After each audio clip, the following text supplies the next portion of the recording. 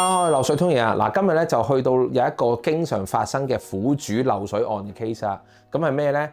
樓上不斷漏緊水落樓下，樓下同佢哋協調咗好多次，唔肯接受個協調，唔肯溝通，繼而揾埋滲水辦，揾唔到結果。咁所以咧，佢哋揾咗我哋漏水專家，希望透過咗一啲專業或者科學嘅測試，盡快揾到源頭之後咧，就希望同樓上盡快達成共識，否則咧就進行司法行動。但係今次呢個奇案咧有啲奇怪嘅，帶大家睇下發生咩事先。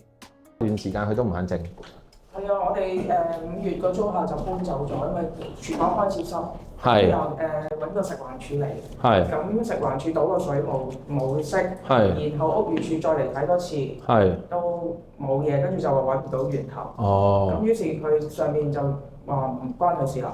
係咁我哋都揾過管理處睇下外牆，廚房都有，係。可以睇下外牆嘅。咁呢度都一陣我哋會睇埋，係啊。啦。咁主要上次你哋嚟度咧，就係呢度仲有個位係濕㗎嘛，係濕嘅，呢度係濕嘅，係呢度咧就一時時啦19，有時9，有時而家係20幾咁樣咯。OK，好，我原身係邊個位濕㗎？呢度咯，就係呢個位，同埋廚房。廁所就冇濕。Alice 做嗰陣時做喺呢度同廚房。佢之前有濕㗎，但係而家冇咁濕。之前都有90幾嘅廁所嗰邊。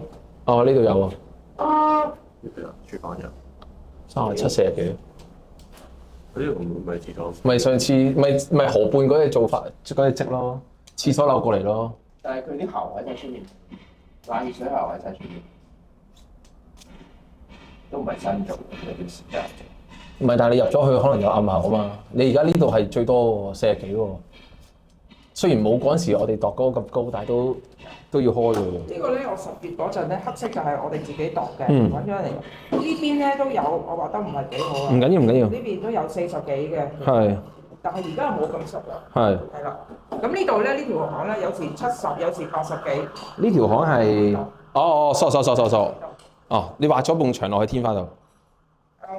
唔緊要，冇事。我要搞清楚啫嘛。而家都係就係廚房上面。冇喎，埲牆20幾咯。但係廚房而家隻角最濕，廁所都20幾。啊，呢度有喎，喺個真係嗰個閘角位度喎，喺個閘角位度出現喎。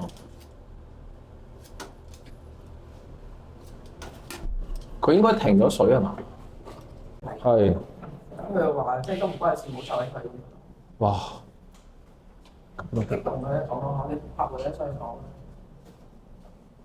咁唔係佢，唔係我明嘅，但係佢有冇落嚟睇過啊？好耐啫。但係好難理解，真係唔係佢喎，其實。啲水嚇？呢個位啦。唔係，但係好難解釋唔係佢咯。呢同河畔一樣，上次河畔同第一城都隻都似嘅啫。可能係依一個期做就咁漏嘅。係好啊，早啲知咁大家早啲解決啦。都係想盡快整好租出去㗎啦。係啊，我都想整個假天花啦，租平啲租出去咯。我整假天花就唔使平啲嘅。我覺得佢有排都唔整。但點解成華會訂知啊？水喉咯。我唔識駁啊，真係。水喉咯。水喉咯。得水喉係食環署驗唔到㗎咋。水喉即係來水。係啊，得來水喉佢哋做唔到。佢哋只係會 refer 到水務局，跟住睇30分鐘，如果冇喐就當揾唔到件事就 close 咗。咁屋宇署嚟又睇咩嘅咧？佢屋宇署如果你modern 咁樣嘅有間公司去做，咁嗰間就係外判公司嚟嘅啫。咁但係佢做個方法一係就做浸晒所有嘢，就用色水或者做微波。咁但係因為微波有 quota 嘅，佢哋冇做過浸。咁你一浸色水咧，咁你其實你如果係水喉係冇噶嘛，你冇得喺水喉加色噶嘛。咁你咪 check 唔到咯，同埋水喉唔係屋宇署管㗎，水喉亦都唔係滲水辦管，水喉係水務局管嘅，所以你收到呢個 case 咧，係啦，佢水喉呢 case 佢 refer 俾水務局過嚟睇30分鐘水標，咁唔喐都當揾唔到㗎啦，咁樣咯，所以其實佢哋嘅 test 有少少局限性嘅，咁樣。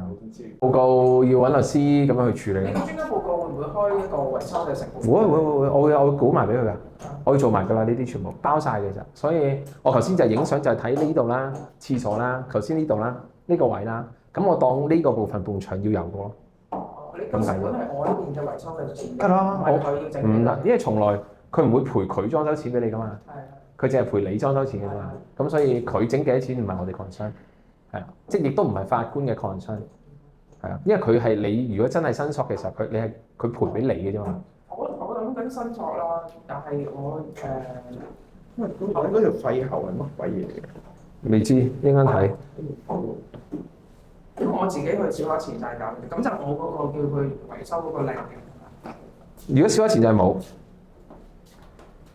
但我使唔使叫佢即係寄俾佢，去法庭申請？咁我唔得，即係叫佢咩維修令？維修令一定要區域法院或者土審先行。就要租律師啦。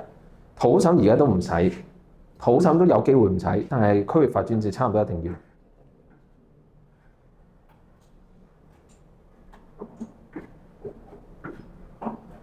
真係好煩。其實普通人應該識咁多啲嘢。冇辦法，所以我哋咪成日都講，我哋要拍啲片俾大家知道究竟而家咩事，等啲人早啲可以樓上樓下搞，就唔好搞咁多嘢咯。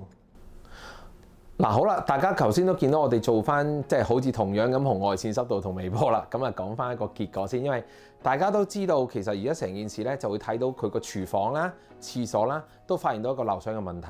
咁紅外線濕度就唔使講啦，一定有啲大部分超過35啦，紅外線就揾到個不正常單位帶啦。嗱而家睇翻我哋個微波啦，我哋用個三維空間睇咗出嚟之後咧，其實發現咗個水源就喺樓上竇落嚟。我哋亦都證實咗有1至2點喺我哋報告裏邊有黑色嘅，就證明咗樓上樓下嘅數據係超過2.4，仲加上其實表面濕度超過35。嗱睇翻成個 case 咧，點解樓上夫婦都唔肯去解決咧？就係其實佢哋就堅持緊滲水辦冇證實，話冇話係我漏水喎，就係只係話源頭不明啫，咁一定唔係我啦。咁去到咧，我哋真係去了解成個情況之後咧，其實喺外牆我哋揾到啲蛛絲馬跡㗎。咁我哋會發覺咧，其實佢啲水喉咧有啲似沙田某個屋苑嘅外牆入經咗廚房再去廁所。嗱，我哋見到成個大廈係咁嘅設計之後咧，我哋睇翻晒我哋嘅微波數據之後，就發現到其實佢應該係一條漏，應該係嗰條來水喉滲漏，引致樓下同廚房、廁所發生問題。咁所以其實現場我哋亦都解釋咗俾業主聽。